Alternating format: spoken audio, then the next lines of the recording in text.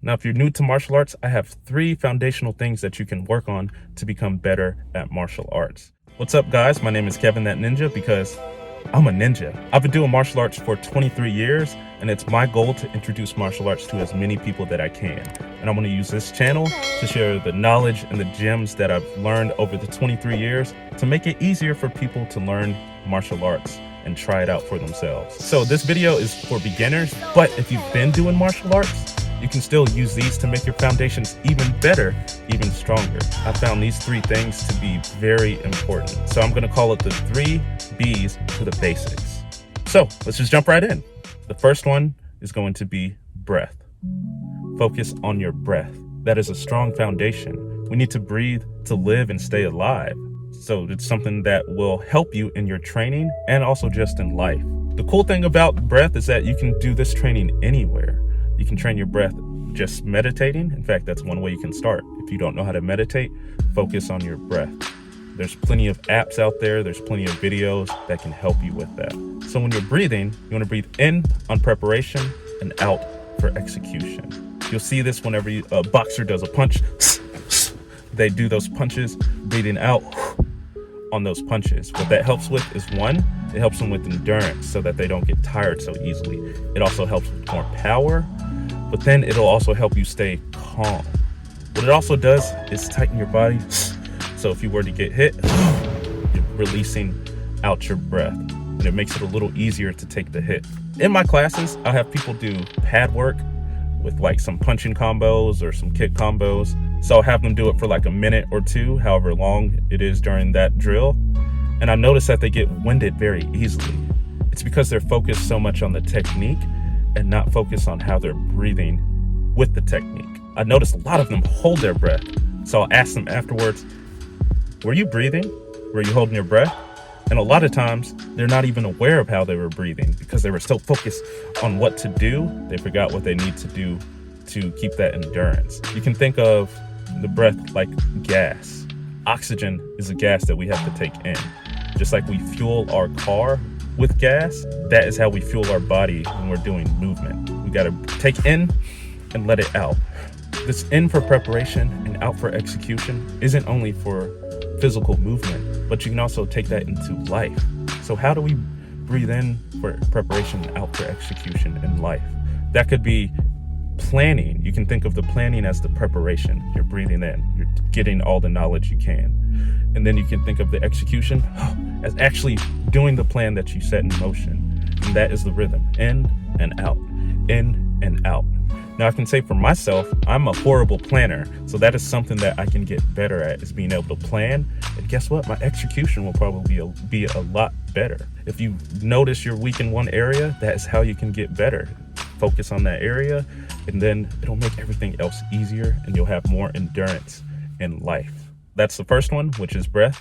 The second B is balance. Where do I need to be? How do I need to put my body to stay in balance? Now, there are moves that you do that are a little off balance here and there, but generally you can find where the balance is. Generally, you want to keep your knees bent, you want to keep your back as straight as you can, and keep your head over your hips or your feet as much as possible. One of the ways you can practice balancing is to do the movement slowly.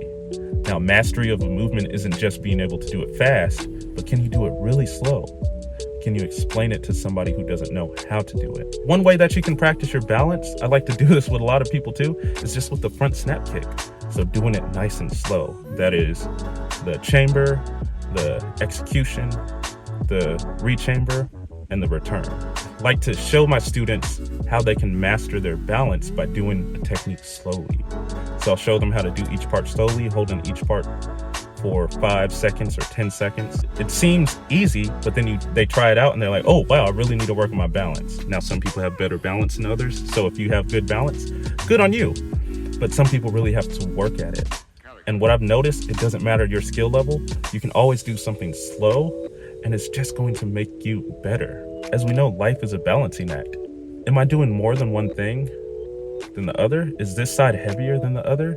Am I doing too much exercising? Am I having too much fun and not enough work? We're not always going to stay balanced. Sometimes we fall over. I mean, when we were learning to walk as children, as babies, we fell over plenty of times, but we never gave up. We have to keep that mindset as adults when learning anything new. There's going to be times that we fall over.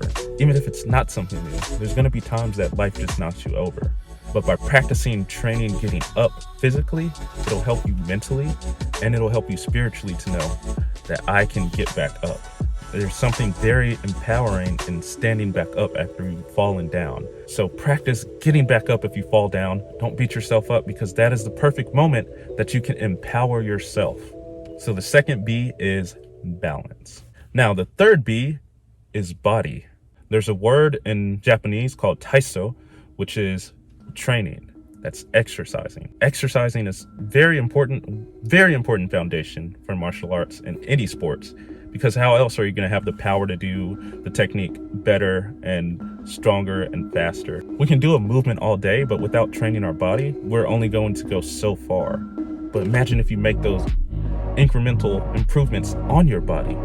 You're going to get stronger, you're going to get faster, you're going to feel more confident in yourself, and your techniques will become a lot easier. One thing that helps in all sports is stretching, because it helps prevent you from injury, that will help you to recover faster, and it'll give you a better range of motion for your body to do more than being restricted. Now, there's times that we always feel stretched out, but imagine if we practice stretching ourselves to those limits. Of course, you want to stretch to where it's just a little uncomfortable, to where you can take it, because that is how you grow. That is how you can stretch yourself. Because the more you do that over time, the more you will stretch and expand yourself. One way I like to think about the body too is with the elements. For example, earth, water, wind, fire. Our body has all these elements inside of itself already.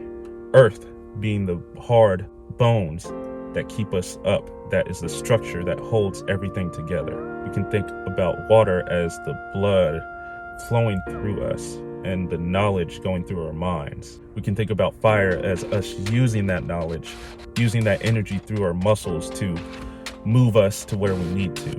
And we can think about wind as the breath that helps us move everything through. It helps us to be compassionate with our words. It helps us to be able to express whatever art with our body that we're trying to express. So think of your body as an element and all the elements. We like to think ourselves as heavy on one element, which we might have been conditioned in our environment to be that element, because that is how we survive. But our body is capable of holding all of those elements. Now, I'm not saying it's easy. I'm not saying I'm there. To me, that is something that I will be training for my life. In fact, one way I train it is when I'm breathing, I think about being in each element and then seeing how each element interacts with each other. And then I think about how my body shows these elements. So that could be firing out, boom, boom, for a punch. That could be staying strong and still like a boulder for a block. That could be moving out of the way to get at a better angle like water. That could also be evading something like the wind, so that I don't hurt myself or the person attacking me, which is actually a lot of compassion.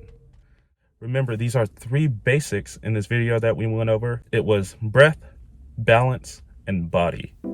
Those foundations will help you out no matter what level of martial arts you're on.